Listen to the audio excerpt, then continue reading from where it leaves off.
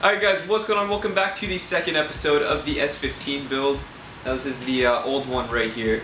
And I'll let Dylan go ahead and explain what's going to go on today. From my understanding, the whole fuel system's coming out and then the front and rear subframes. But I might be a little bit wrong there.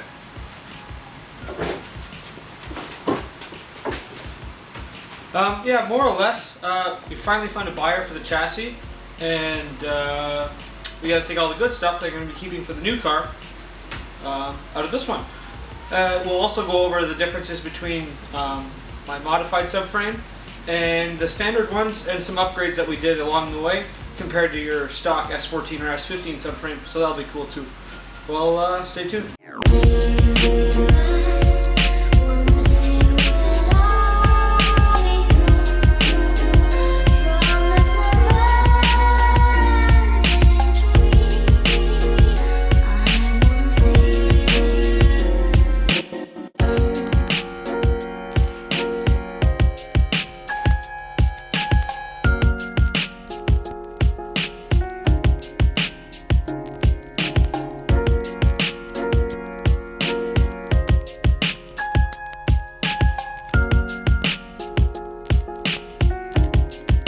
Using a 17mm on the bottom of the brake line makes it a lot easier so you don't have to wreck all your rusty stuff. Now, this will make a bit of a mess, so if you haven't drained the fluid, like we haven't yet, seeing that this system is being completely flushed and removed, we'll let it drip into some little pans on the floor, which you can use some washer fluid jugs or tins or whatever you have laying around.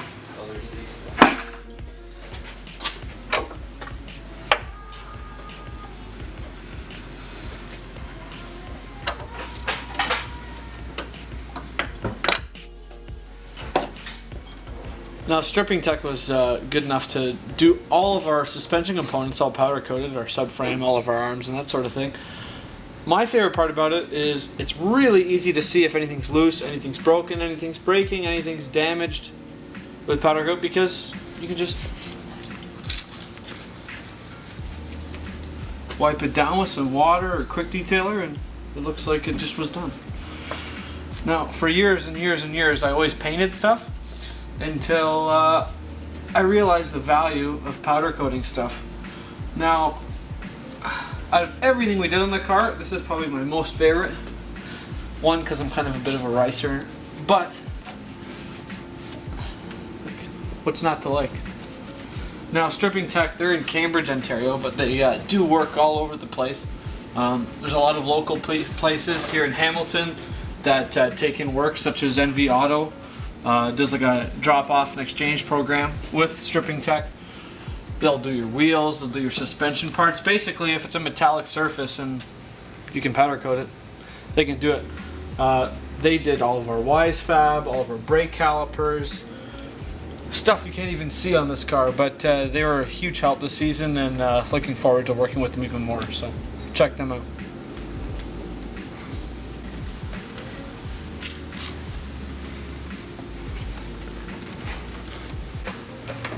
If you're doing this in your garage, the best way to do it is to get it as high as you can on the jack stand so you can kind of lay underneath. Yeah, turn it up. And then lower the subframe away from the car by the diff.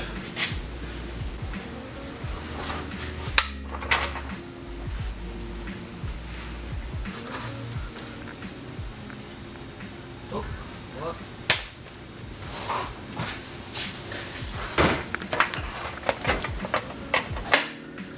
Make sure you got a good position on the jack to the differential cover there, and down she goes. And there's contact.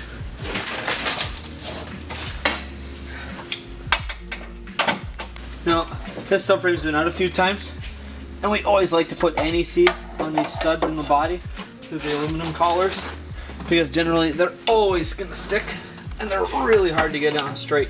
Yes. And there's Rob. Rob is back also. Can you go up a bit with the hoist? That's good.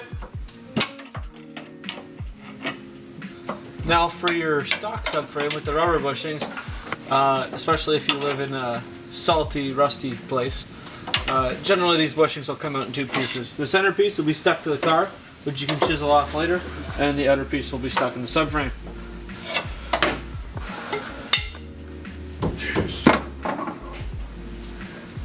Remove the shocks. Ian, can you pull the shock back on the other side?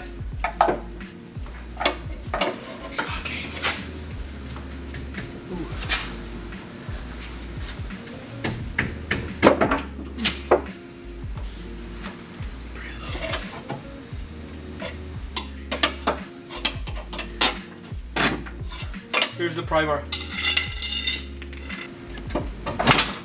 There we go. Apparently it's all me. Can you lower the jack, Ian? No.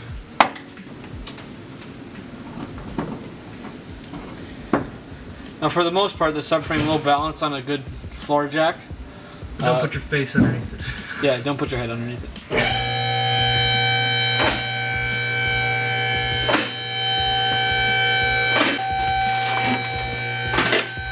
Move it back a bit.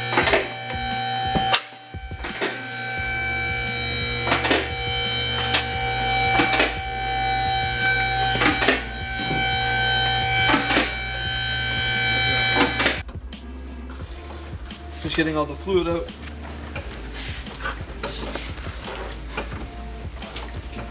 I feel like I'm milking a cow down here.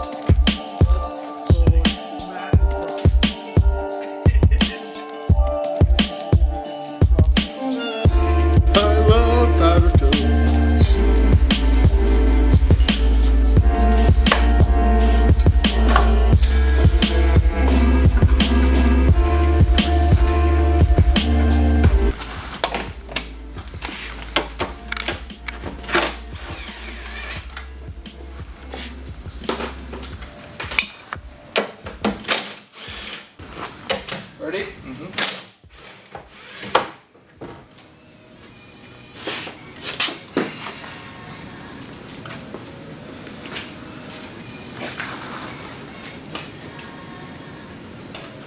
Now this is a Suzuki Sidekick master cylinder and booster. We chose it because it had a really big hub bore, and the body of the booster was quite small. So generally your normal S chassis one would stick out about here, and the booster would be over here, which was a big space constraint with the 2J with all the twin wastegates and so on. The big issue for us was, due to where we live, finding Suzuki Sidekicks are few and far between, so finding the booster was very difficult. You'll also notice that the brake lines come out on the opposite side, so away from the turbocharger and everything else, one less thing to get hot.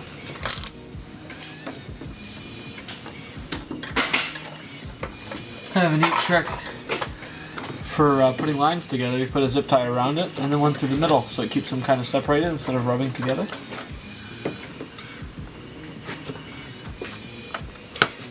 Now this big one on top, this is a return into the top of the tank.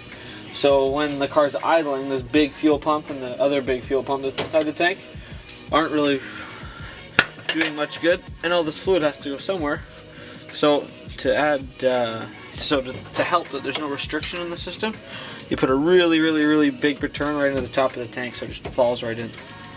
We put the fuel filler neck in the trunk because I wanted to keep a standard tank because we're using ethanol fuel, as it's plastic. Now with the really big tire, as you saw earlier, all that rubber and wheel rubbing and everything from the back is exactly where the fuel filler neck would be. And having a worn through filler neck and fuel going everywhere. The tire going 140 miles an hour really isn't the best combination.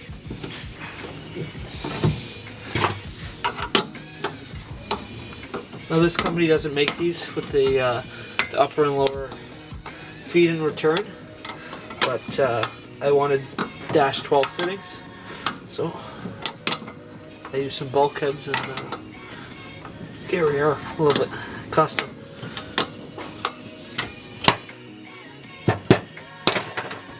Now earlier I mentioned about the factory bushings generally tearing or coming apart. Now this subframe is an excellent example of both ways it can go. The upper ones, they came out without a hitch and slid right out with some gentle pounding. And these ones tore apart, leaving the center section, this cast piece, attached to the car, which you can usually get off with a chisel or some gentle heat or sometimes even a grinder. These are aluminum collars. They have two halves, one from the bottom, one from the top. Getting these out, especially when they're all rusty and crusty, can be a bit of a pain. I found that if you can cut them out enough to get the centers out and make a single cut with a Sawzall and then just gently heat all the way around with a torch, they usually slide right out.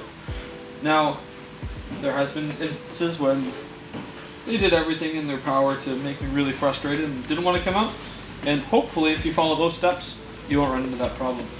Something that I like to do on a motorsports application is before any time the car goes out, whether it's to the dyno or to the track or even on the street sometimes, I like to go over the entire car and bolt check everything. Now usually more than one person goes over the car, so different paint marks are added. So say I'll be blue and Ian would be white. So there's a blue one, there's a white one, we know that that's tight. Get the front, bring it back.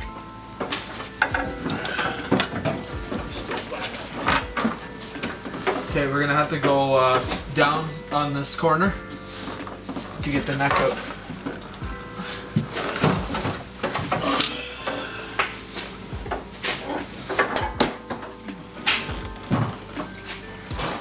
Sploosh.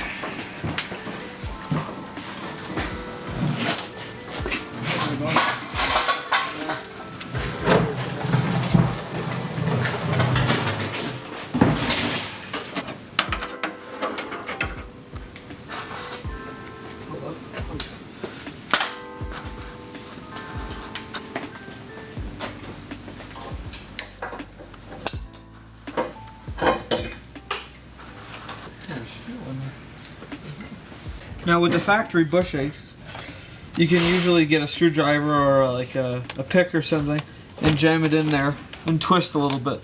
Now because the front bushings are worn out, or broken,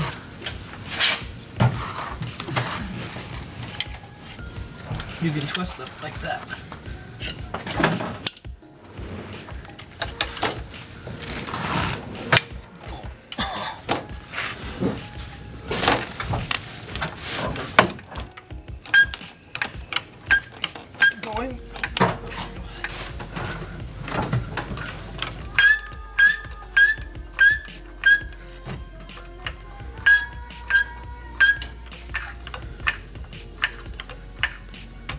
You savvy viewers are probably wondering, where's all the trunk vents? Well, I cut them off so it didn't fill the car with smoke. Now the best way for the smoke to get in the car generally is through these rear trunk vents, which are great for keeping your car like fresh and nice inside, and terrible for letting all that into the car, flaming, smoking, and everything in between. And I did it on both sides, and I noticed doing that was much better than the normal throw a rag in there and pack it shut technique that a lot of people do. It seemed to work great, and it didn't take that much time at all. I just took the bumper off, sliced it off with the Sawzall, and just grabbed a piece of sheet metal and welded it shut. As you can see, the lovely subframe is no more. The new owner of this car, Ryan, plans on getting stripping tech to do all the fun stuff that I did to my subframe into this car, so I'm looking forward to seeing the color combo and what he plans on changing for arms and so on. And you might be wondering, why is there these big caster wheels on this? This is how white stock works. Actually, makes the car really easy to move around when it's not mobile. And pushing a car with Wisefab is really difficult due to the way the suspension geometry works. So that if the car is engine out, like either being serviced or in a situation like this, makes it really easy to move around in my really tight shop. The casters really help, and that's just an old subframe with some crap welded to it. I've been using it for years and it works great. Brian also plans to take the front subframe and give it the same treatment I did to mine, the stripping tech, so that'll be pretty cool. Stock suspension.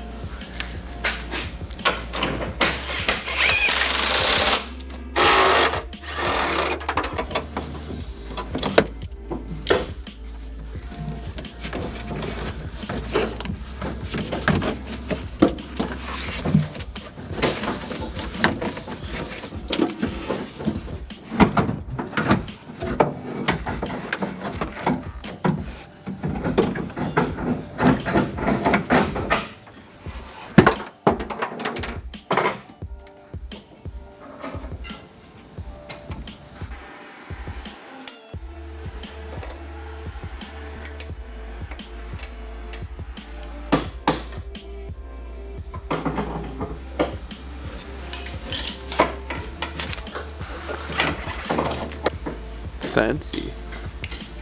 When taking these out, you have to take really extra care. And if that was an S13 or an S14, it probably would have exploded in your hands, but luckily this isn't 20 years old. Just 15. The bolts for the windshield mounting are really specific to the dashboard, so don't lose them.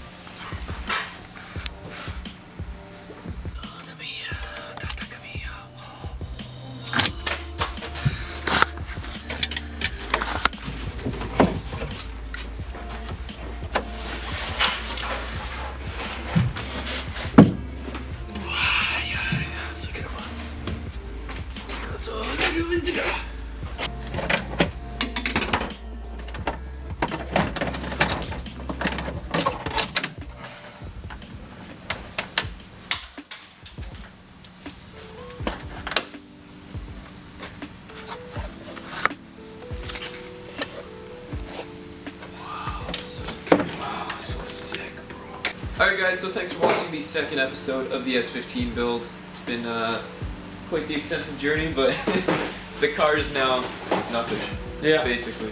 Just finishing pulling out all the wiring and it's off to its new home.